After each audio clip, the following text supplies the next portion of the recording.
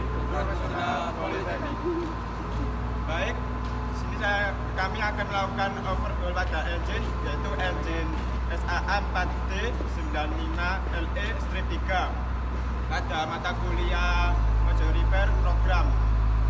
Baik, perkenalkan nama saya Septian Adi Firmansyah sebagai group leader. Dan perkenalkan nama saya Firdausya Putra, saya sebagai mekanik 1. Saya Muhammad Rabiul Kurniawan sebagai mekanik 2.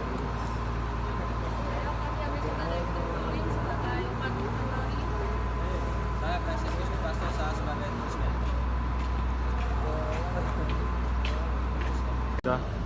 Baik, terus sebelum kita melakukan program Mojo Repair Program, KBK-nya kita terlebih dahulu harus safety. Karena kita melakukan aktivitas di workshop, yaitu yang pertama seperti ini adalah yang saya pakai adalah safety helmet, berfungsi untuk melindungi kepala dari kejatuhan benda padat. Dan yang kedua ini adalah baju reflektor, berfungsi untuk mengetahui atau menandai seseorang pada saat malam hari ketika di dalam keadaan gelap tersorot oleh lampu. Di sini akan menyala. Dan selanjutnya di sini ada safety bow, yaitu berfungsi untuk melindungi tangan dari goresan benda-benda tajam. Dan selanjutnya di sini ada danger tag. Danger tag ini berfungsi untuk menandai pada suatu unit yang sedang di maintenance. Dan selanjutnya ini ada safety shoes. Safety shoes ini berfungsi untuk melindungi kaki kita dari keterjepit atau keterjatuhan oleh benda-benda padat pada saat melakukan maintenance. Sekian, terima kasih.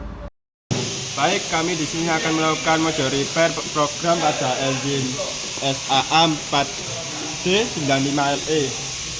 Langkah pertamanya yaitu ada receiving. Receiving itu memfoto atau memotret engine pada keadaan belum dibongkar. Dan selanjutnya ada langkah selanjutnya itu ada pre-wishing. Pre-wishing itu membersihkan engine ini, apakah engine ini ada keretakan atau kebocoran. Dan yang langkah selanjutnya itu ada disassembly. Disassembly itu membongkar engine ini.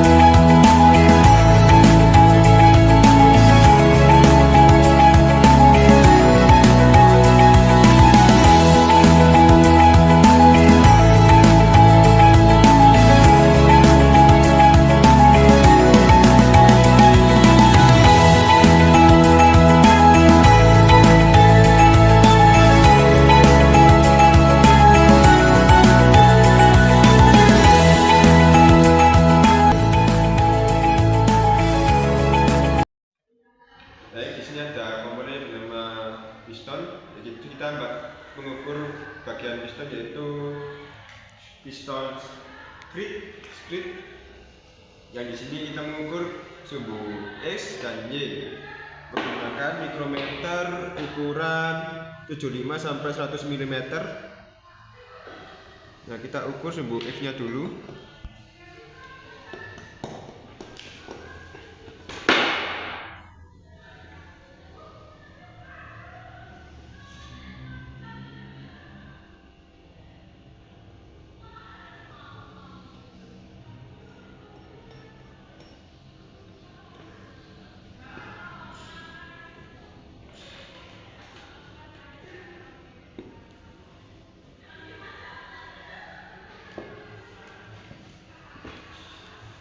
Dan di sini tuh hasilnya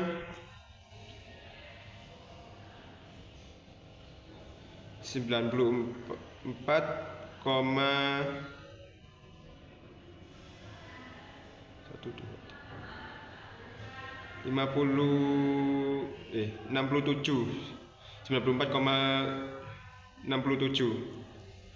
Lalu kita ukur sumbu Y-nya.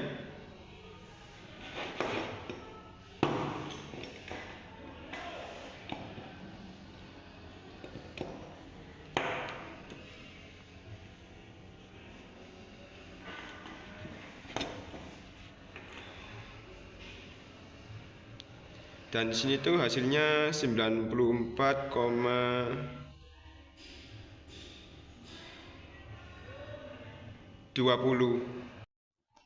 Baik, di sini saya akan mengukur bagian dari piston. Di sini saya akan mengukur bagian dari piston pinhole-nya.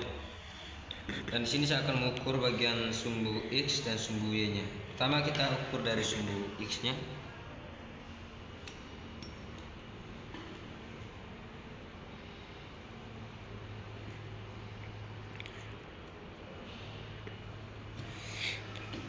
Dan hasilnya di sini yaitu 29,60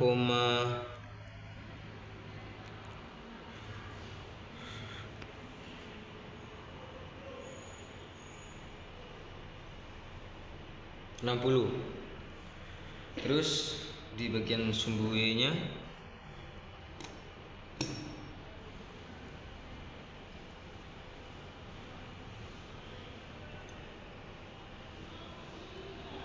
yaitu 29,20.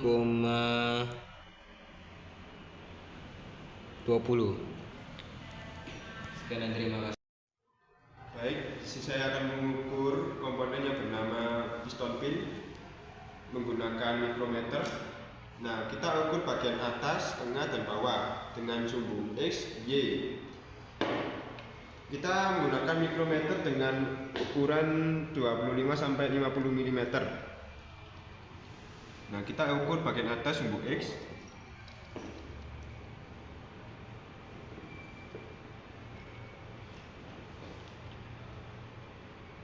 Dan di sini hasilnya 29,58. Nah, kita hitung sumbu Y. Kita ukur sumbu Y-nya.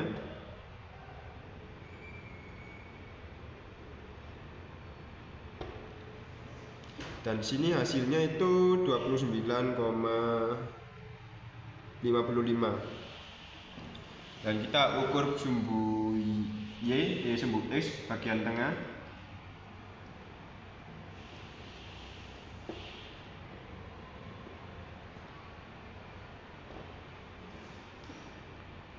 Dan di sini tuh hasilnya 29,58.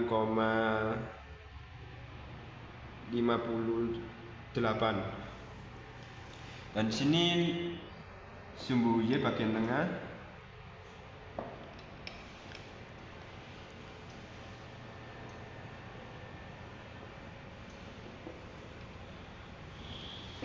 Dan di sini tuh hasilnya 29,60. Dan lalu bagian bawah sumbu X.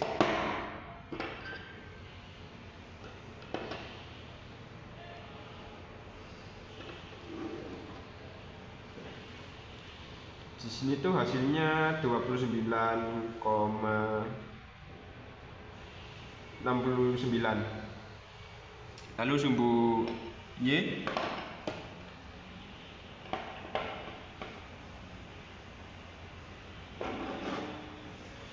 dan sini tuh hasilnya 29,60. Baik, yang berikut komponennya di sini ada connecting rod, dan di sini saya akan mengukur bagian-bagiannya di bagian big end, small end, dan external diameter pada small end. Dan di sini kita juga akan mengukur bagian sumbu X dan sumbu Y-nya menggunakan vernier caliper dengan penelitiannya 0,05 mm. Yang pertama kita mengukur bagian big end-nya di sumbu X.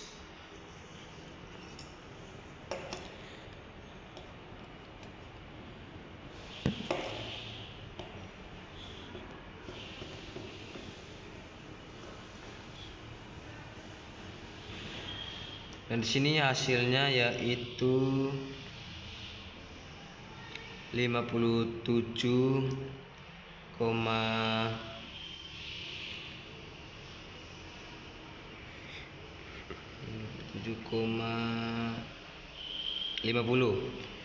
Terus yang bagian sumbu Y-nya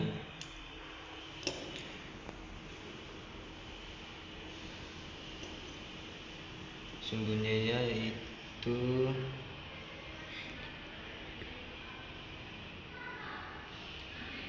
56,10.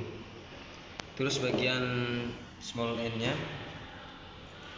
kita mengukur bagian sumbu X-nya terlebih dahulu.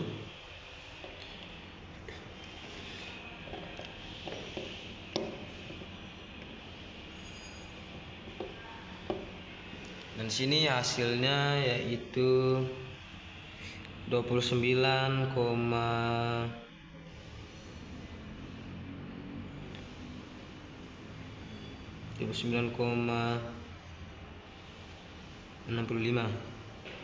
Terus bagian Y-nya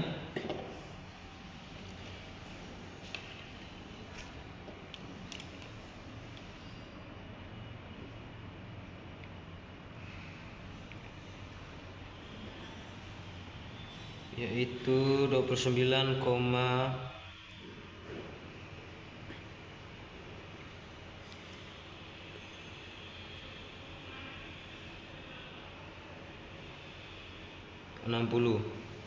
Terus bagian external diameter pada small end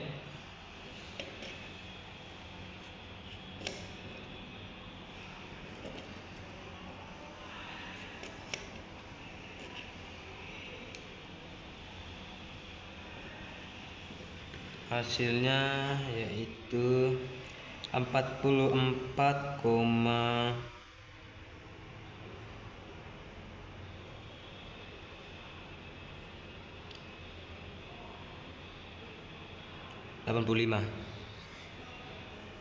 Selanjutnya di sini saya akan mengukur keausan dari cylinder liner menggunakan dial bore gauge.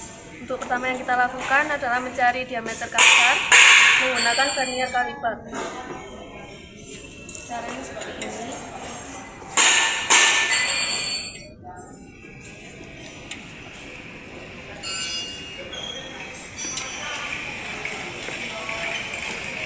Di sini hasilnya 94,25 mm.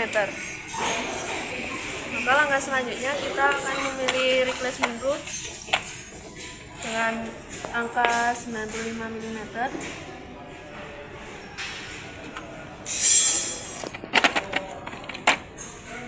Lalu kita pasang, kemudian kita kunci.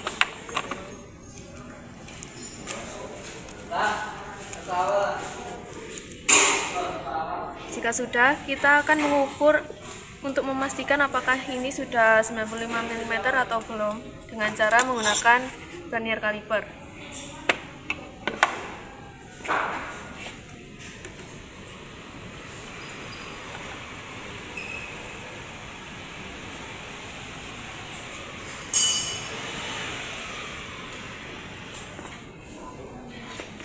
Di sini hasil pengukurannya masih 91,45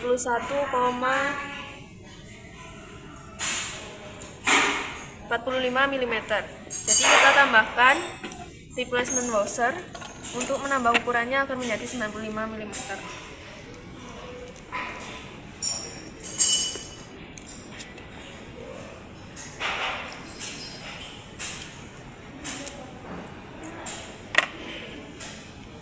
Karena itu tadi hasilnya 91, maka kita akan menambahkan washer ukuran 3 dan 1 akan menjadi 95 mm.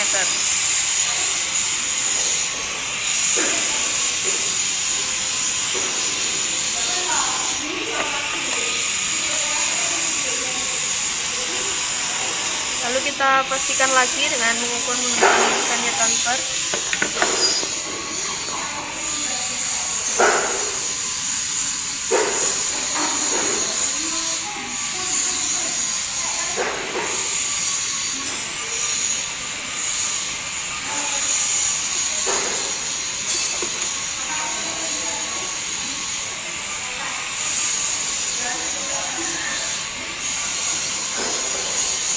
Ini ukurannya sudah pas 95 mm.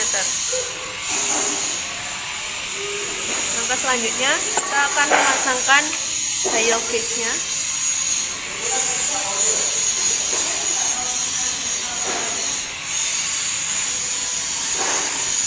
Kita pasangkan dengan skala utamanya ini ke angka 0.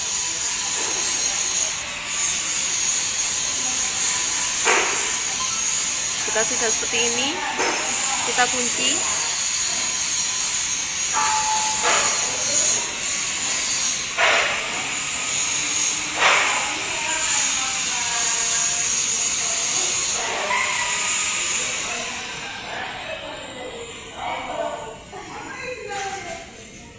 Lalu kita akan mengkalibrasi menggunakan mikrometer.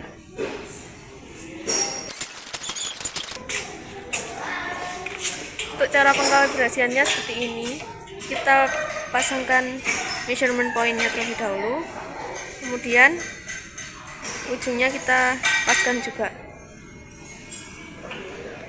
Sebelum itu, mikrometer ini sudah disetting 95 mm sesuai dengan ukuran dial gauge yang telah kita ukur tadi. Jika sudah pas seperti ini, kita kalibrasi skala non-use-nya ke angka 0.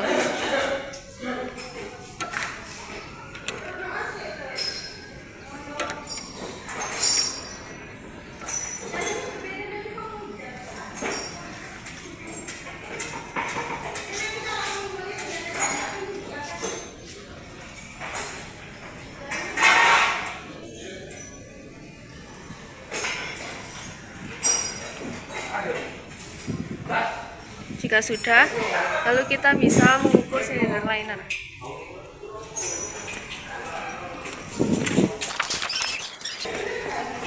Kita akan mengukur silinder liner pada sisi X dan Y, pada bagian atas, tengah, dan juga bawah. Pertama kita ukur bagian X atas lebih dahulu, caranya seperti ini. Lalu kita goyang-goyangkan pada ujung ini, ujung replacement rodnya, untuk mencari angka tertinggi atau angka terjauh dari dial gauge.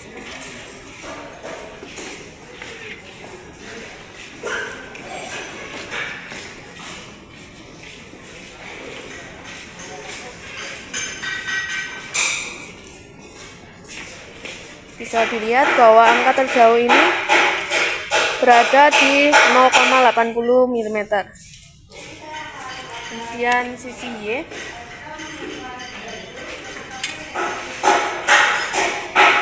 caranya sama, kita gerak-gerakkan untuk mencari nilai tertingginya.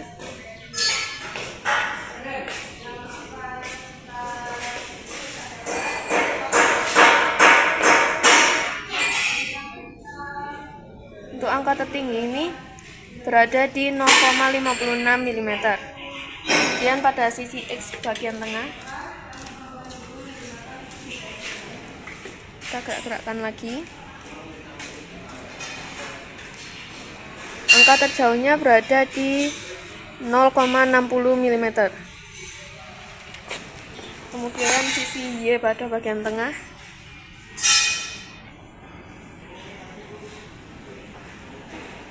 berada di angka 0,58 mm. Lalu pada sisi X bagian paling bawah,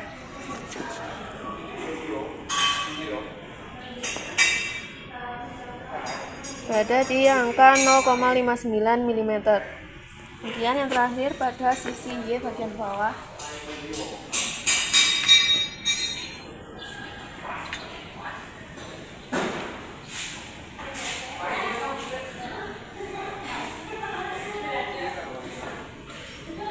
ini terlihat bahwa angka terjauhnya berada di 0,58 mm.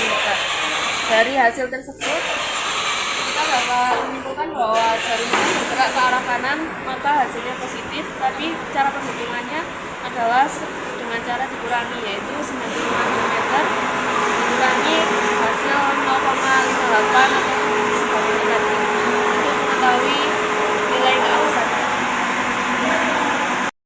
Baik, selanjutnya melakukan pengukuran pada housing shaft. Kita menggunakan tools yang bernama vernier caliper berskala dan ketelitian 0,02 mm. Kita lakukan pengukuran terlebih dahulu.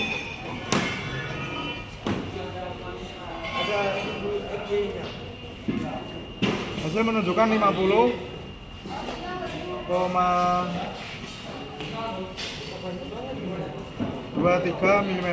24 mm. Sekian, terima kasih. Untuk komponen engine selanjutnya, di sini saya akan mengukur yaitu adalah crankshaft, bagian main journal dan crankpin menggunakan mikrometer berukuran 50 sampai 75 mm. Untuk pengukuran pertama di sini saya akan mengukur adalah crankpin dengan bagian X dan Y terlebih dahulu.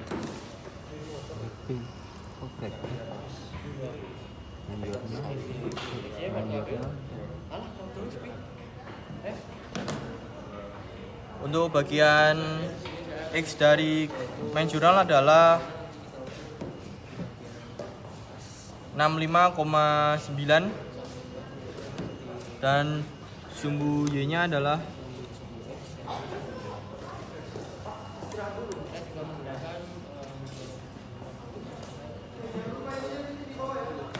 kurang lebih di sini sama adalah 65,9. Lalu untuk pengukuran selanjutnya saya akan mengukur crankpinnya. Banyak Pak.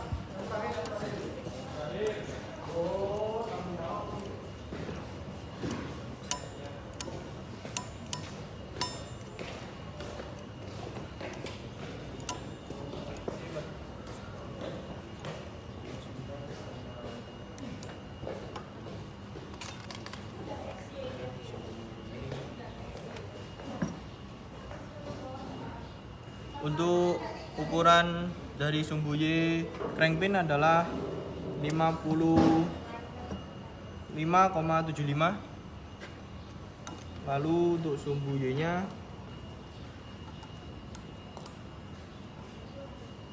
kurang lebih berukuran sama, yaitu adalah 55,75.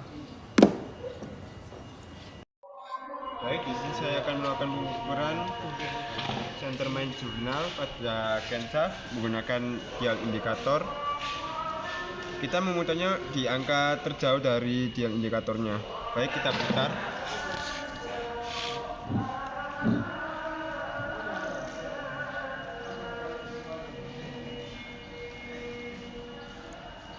Nah, di sini tuh putarannya paling jauh itu di angka 70 mm. Baik, pengukuran pada front dan rear sama saja dengan pengukuran di center main journal menggunakan dial indikator. Baik, yang berikut di sini saya akan mengukur intake valve dan exhaust valve pada crankshaft menggunakan mikrometer dengan ukuran 25 sampai 50 dengan ketelitiannya 0,01 mm. Pertama kita mengukur pada interval. Di sini saya akan mengukur di sumbu Y sampai sumbu X-nya. Pertama saya akan mengukur sumbu X-nya.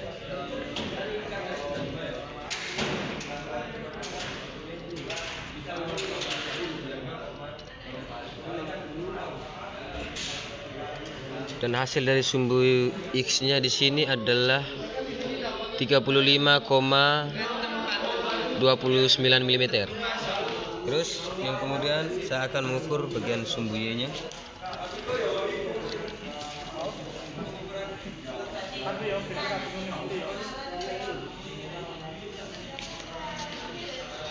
Hasil dari sumbu Y-nya adalah 42,9.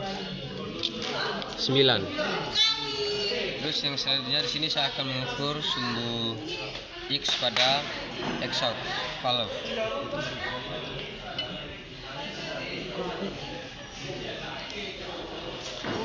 Dan hasilnya di sini adalah 42,9.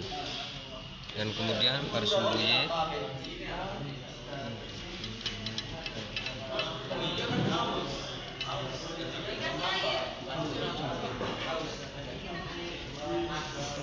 hasilnya adalah 36,29. Baik, setelah melakukan pengukuran pada engine SAA 4D95LS ketiga, langkah selanjutnya yaitu adalah kami melakukan assembly.